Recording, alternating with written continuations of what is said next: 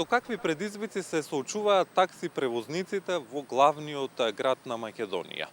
Дали покачувањето на нафтените деривати ќе влијае врз цената на такси превозот во Скопје?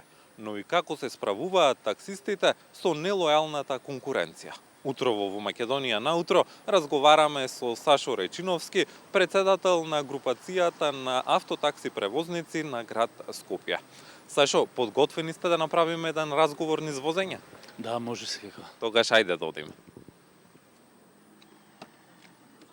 Сашо, кажете ми, со кои предизвици се соочуваат такси превозниците денес во Скопје? Па, не само денес, наназад едно 9 години, имаме сериозен проблем со нелојалната конкуренција, со диви таксисти и очекуваме да се реши тој проблем.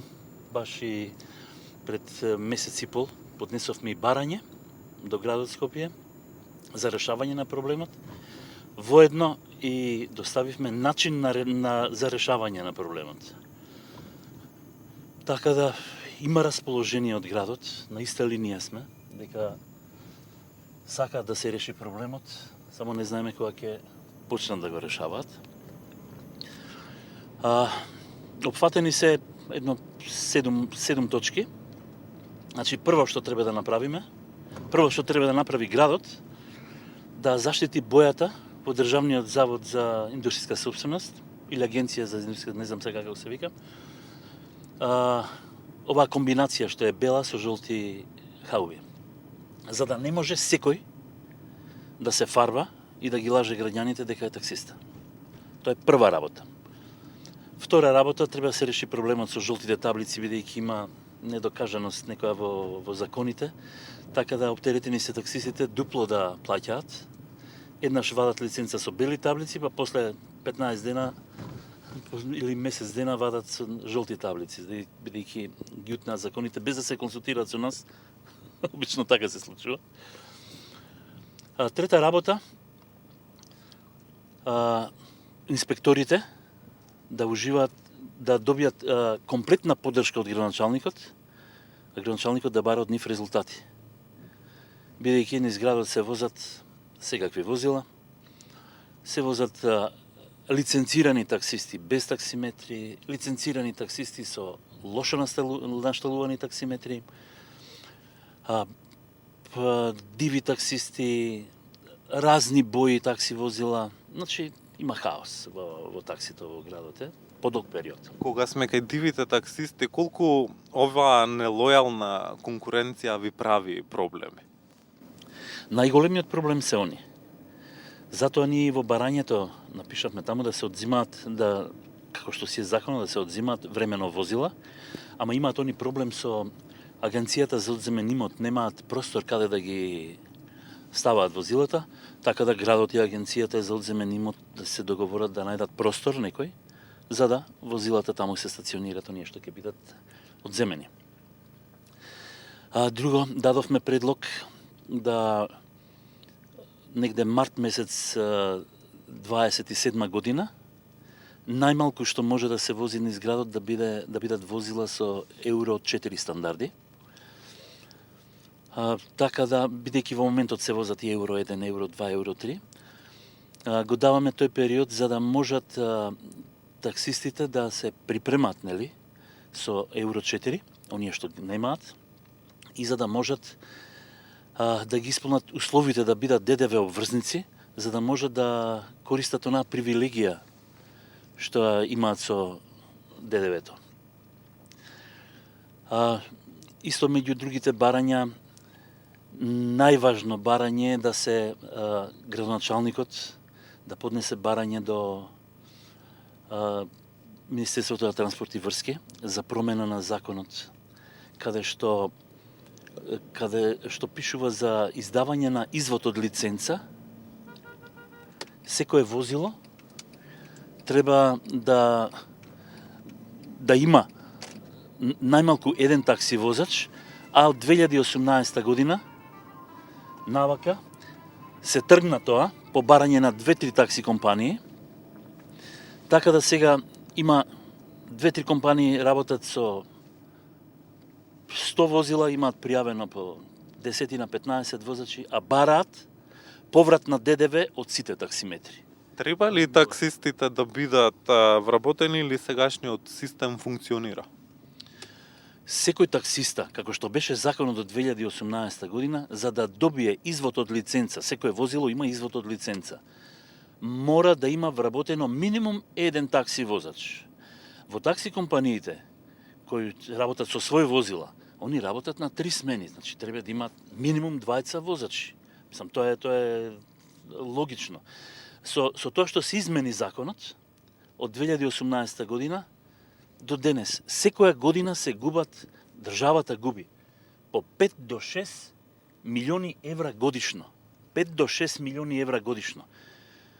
И оваа година, ако помине, пак се изгубени 5-6 милиона. Само по основ на придонеси се изгубени овие пари. Во колку се среди состојбата во такси превозот, ќе имаме многу побрз и заборев да кажам за такси стоелиштата. Бараме зголемување на капацитетот каде што е можно на такси стоелишта, станиците и отварање нови на места каде што нема да пречат, каде што имаат потреба граѓаните, а нема да пречат на нормално одвивање на сообраќајот. Во колку сето ова се прифати и го направи градот, а ова е единствено решение да се среди таксито. Не гледаме стварно друго решение. Што ќе се случи? Граѓаните ќе имаат многу побрз, побезбеден автотакси превоз. Ќе имаме намалување на гужвата во сообраќајот, делумно намалување на загадувањето. Ќе имаме брзи, некаде околу 2000 брзи вработувања. И ќе функционираме како такси во секоја друга држава.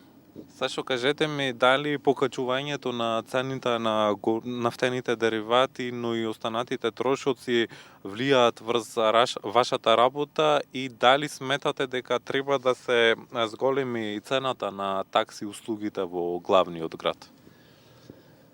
Цената на горивото нормално е, природно е да повлекува други трошоци, нели? Да се зголемува километарот, потрошувачката на километар нормално. Автоматски деловите за возилата се зголемуваат, трошоците за мајстор. Во моментот нема да биде покачена цената. Од која причина? Бидејќи пред 2-3 години кога ги штелувавме таксиметрите, ставивме 3 тарифи. Ја возевме втората тарифа, а ја имавме третата за во колку се покачи горивото. Така да, во последно време ја возиме третата тарифа, значи сите таксисти ја возат третата тарифа, и така да има простор за уште малку. Се надеваме дека нема да иде уште повисоко горивото, иначе граѓаните може да бидат спокојни, нема да има покачување на цените на такси услугите. Така, и Сашо, уште едно прашање за крај на нашиот разговор, дали имаме доволно таксисти во градот Скопје или не? Во колку се расчисти со нелојална конкуренција, тогаш многу таксисти што не излагаат баш поради тоа,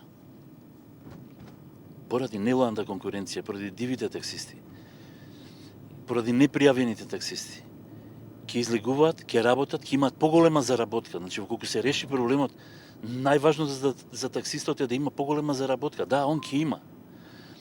Ако секој си биде пријавен, секој си биде регуларен, лојална е конкуренцијата, а вака сега застанува излаган да работи околу него, непријавени такси возачи, диви таксисти, нема се губи желбата за работа.